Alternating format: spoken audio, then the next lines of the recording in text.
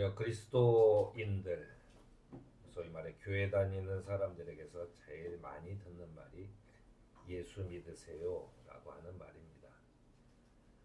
근데 믿는다, 예수를 믿는다라고 하는 말이 주는 의미는 받아들이는 사람에 대해서 다 다릅니다. 예수를 믿으세요. 나는 예수가 2000년 전에 실존 인물이었다는 것은 믿어. 그 뭐 요세푸스의 그 증언도 있고 그 당시 로마의 역사학자입니다. 그 뭐 증언도 있고 여러 가지 기록들이 있으니까 예수가 실존 인물이었다는 건 믿어라고 믿는 사람이 있는가 하면은 어떤 사람은 예수는 그리스도교의 창시자지 그렇게 믿는 사람도 있어요. 그것도 다 믿는 거죠. 도대체 그러면 믿는다는 게 뭐냐? 믿으면 구원받는다 그랬는데 그러면 믿으면 구원을 받는데 내가 예를 들어 예수가 실제로 있었던 사람이라는 걸 믿으면 구원을 받는다는 것인지 아니면 뭐 예수가 그리스도교의 창시자라는 것을 믿으면 받는다라는 것인지 예수가 니네 뭐 교회에 다니는 사람들이 믿는 신이라는 것을 나는 믿어. 니네 신이잖아. 절에 다니는 사람은 부처님이 신이고 뭐 그런 거잖아. 라고 하는 걸 믿으면 그냥 구원을 받는다는 것이 믿는다는 게 굉장히 애매한 말입니다. 그런데 우리는 보통 관계에서 보면 저 사람은 누구든 믿을 만한 사람이야 라고 하는 얘기를 합니다. 그리고 또 어떤 사람은 야 나를 믿어달라 이런 얘기도 합니다. 신뢰할 수 있는 사람이다 라고 하는 얘기지요. 그 말은 나를 믿어달라 하는 얘기는 나에 대해서 따로 뒷조사를 하지 않아도 나는 믿을 만한 사람이야 라고 하는 주장인 것이죠. 믿는다는 게 이렇게 다양하게 쓰이는데 도대체 예수를 믿는다는 게 뭐냐라고 하는 거예요. 신뢰관계라고 하는 거죠. 보통 그 아이가 이제 어느 정도 크면 초등학교 들어가기 전 요 정도 되면은 보통 옛날에는 요즘에는 위험해서 잘 안 하지만 그 옛날에는 그 이렇게 장롱이나 책상 위에 올려놓고 뛰어내려봐 이렇게 얘기합니다. 그러니까 훌쩍 뛰면은 그 당시에는 그게 이제 부모하고의 신뢰관계가 뭐 이렇게 된다. 그런데 뭐 제가 생각해 보면 꼭 그렇지는 않은 것 같아요. 좀 무모한 애들이 있거든요. 근데 어쨌든 그런 신뢰죠. 그러니까 신뢰라고 하는 것은 이런 거예요. 아이가 뛸 때 저 사람이 분명히 나를 받아줄 거야 라는 믿음이 있는 거죠. 그게 신뢰죠. 저 사람이 분명히 나를 받아줄 거야. 저 사람은 분명히 받는 척하고 도망갈 거야 라고 하는 것을 믿으면 절대 안 뛰죠. 그런 거잖아요. 그 믿는다는 것은 이제 조금 더 들어가면 이런 것입니다. 이제 사도 바울이 전도 여행을 하다가 이제 빌립보에서 감옥에 가게 됐어요. 이제 여러 가지 모함을 받아서 그래서 이제 감옥에 있는데 지진이 나면서 갑자기 감옥 문이 열리고 도망갈 줄 알았는데 간수가 나는 이제 죽었다. 그 감옥에 있는 사람을 이미 도망을 쳤으니 나는 죽었다 했는데 들어가 보니까 바울이 그대로 앉아 있어요.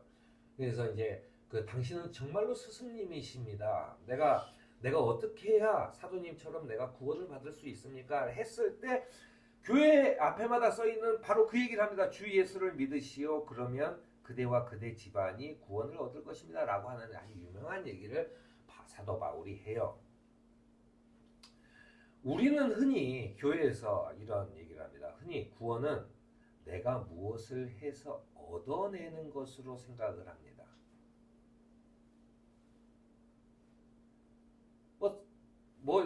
그들의 주장이냐면 나도 하느님께 어느 정도 신뢰를 확보해야 하느님도 나를 믿어줄 거 아니냐 뭐 이런 거예요. 그래서 뭐 나는 교회를 다니는 기간이 몇십 년은 됐어. 얼마나 됐어. 나는 헌금을 얼마나 많이 해.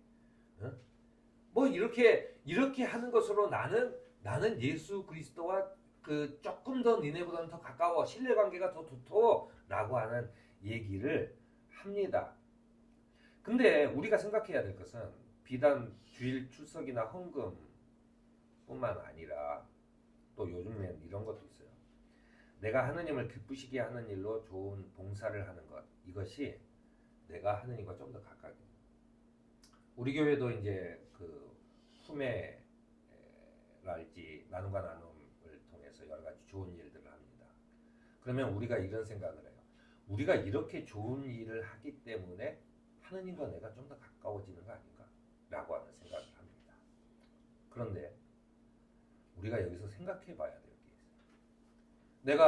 내가 사회에서 소외된 자, 또 억압받는 자, 이런 사람들을 위해서 이렇게 노력을 했으면 저 사람 믿음이 좋구나 라고 생각할 수 있지만, 그렇게 하는 사람이 나는 그렇게 했으니까 나는 하나님과 훨씬 더 친해 라고 얘기하는 것은 문제가 있습니다. 여러분들 그 생각의 차이를 잘 아셔야 돼요. 내가 사회 봉사를 하는 것, 또 내가 착하게 사는 것, 내가 이웃에게 친절한 것, 이것이 하나님께 좀 더 가까이 가는 것, 그거를 위한 어떤 계단, 발판이 된다고 생각하는 순간에 그 사람은 사실은 하나님을 믿지 않는 겁니다.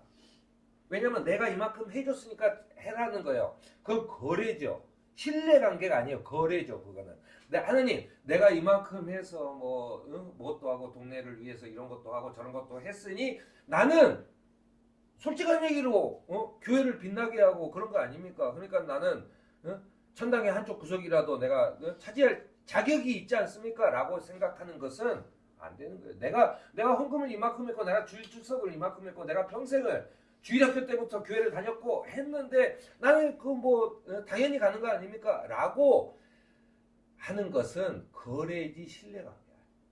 믿음이 아니라는 거예요. 그럼 믿음이 뭐냐? 히브리서 11장에 이렇게 나와요. 믿음이 없이는 하나님을 기쁘게 해드릴 수가 없습니다라고 하는 거예요. 우리가 중세로부터 쭉 오는 그 부족 사회,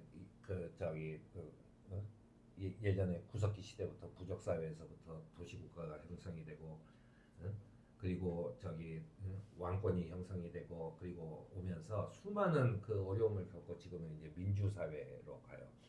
제가 학교 다닐 때 그 다른 신학교 친구들하고 같이 저녁에 얘기를 하다가 대판 싸우고 그 새벽까지 입에 침이 튀도록 대판 한번 싸운 적이 있었는데, 그게 뭐였냐면 하늘나라는 민주주의다라고 하는 얘기에 저는 반대했어요. 민주주의 아니다. 하늘나라는 민주주의 아니에요. 민주주의라는 것은 지금 현재 살고 있는 우리한테 가장 그래도 상호 합의와 이런 그가 잘 되는 하나의 제도일 뿐이지,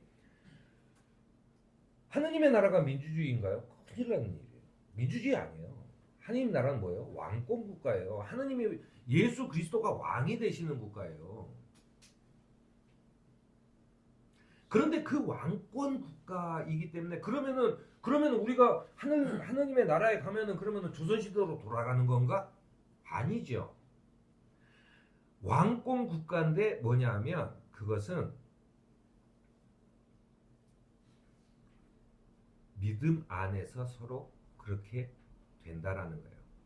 그 말은 무슨 말이냐면, 주 예수를 믿으면 그대와 그대의 집안이 구원을 얻게 될 것이다 라고 했을 때, 우리의 믿음이라는 것은 대가를 지불해서 내가 가져오는 게 아니고 하느님께서 나를 선택했어요. 내가 교회를 다니는 것도 하느님께서 나를 선택해서 다니게 한 거예요.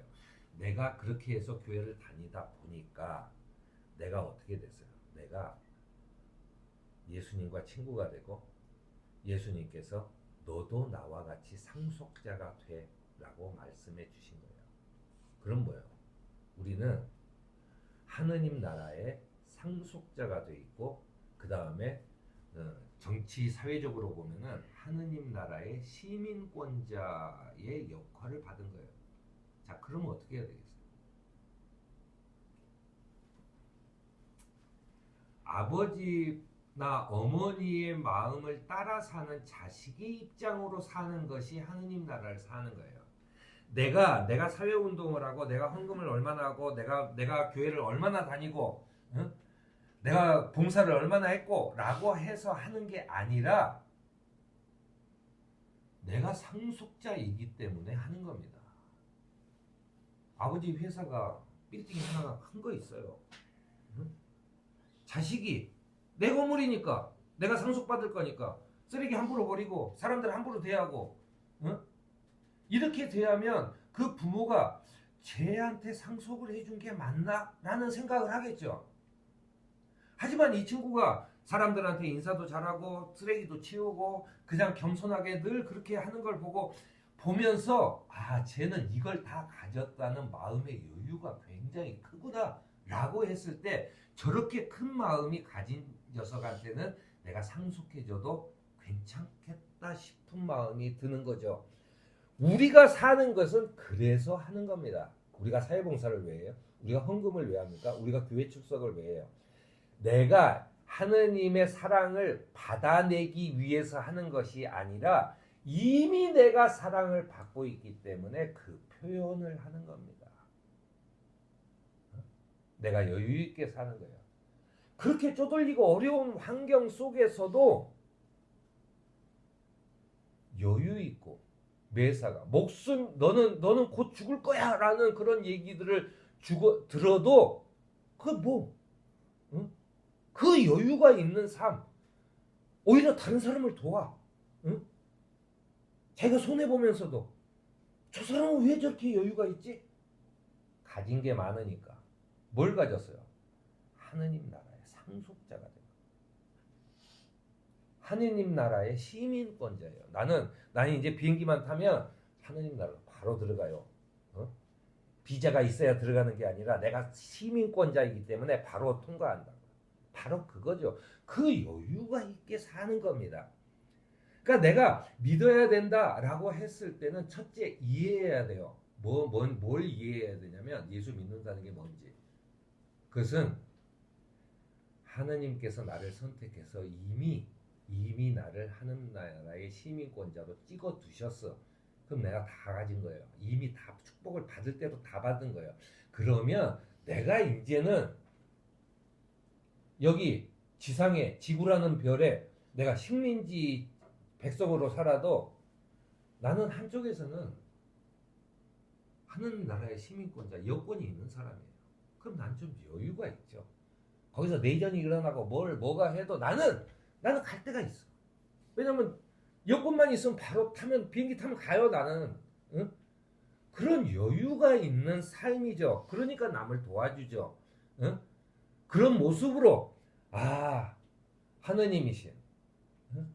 또 우리의 상속을 주시는 우리 아버지이신, 응? 주님께서 봤을 때 너는 정말 상속받을 만하구나. 역시 너는 내 자식이구나 라고 하는 믿음을 주는 겁니다. 그래서 사도 바울은 이렇게 얘기해요.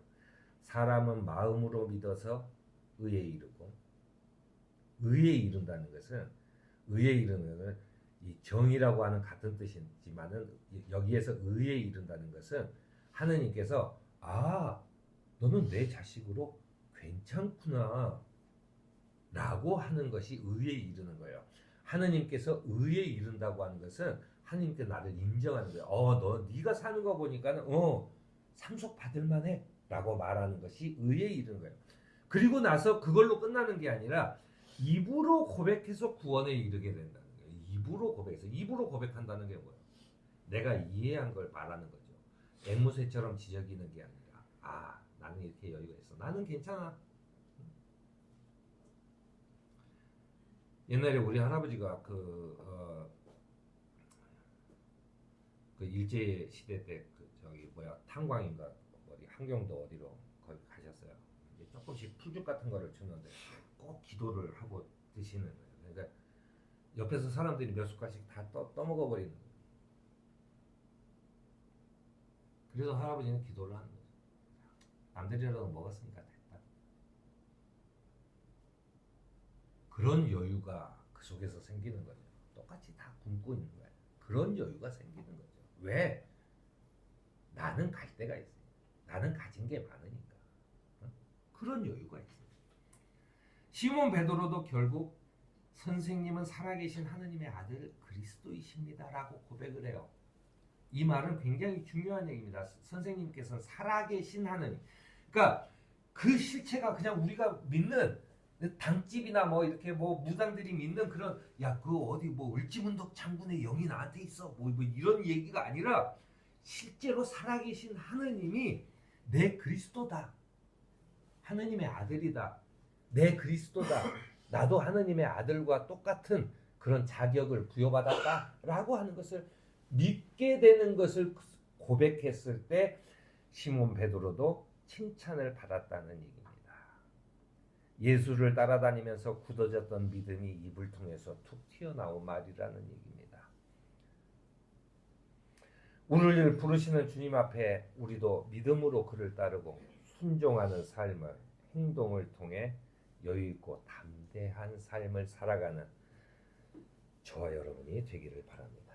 아멘.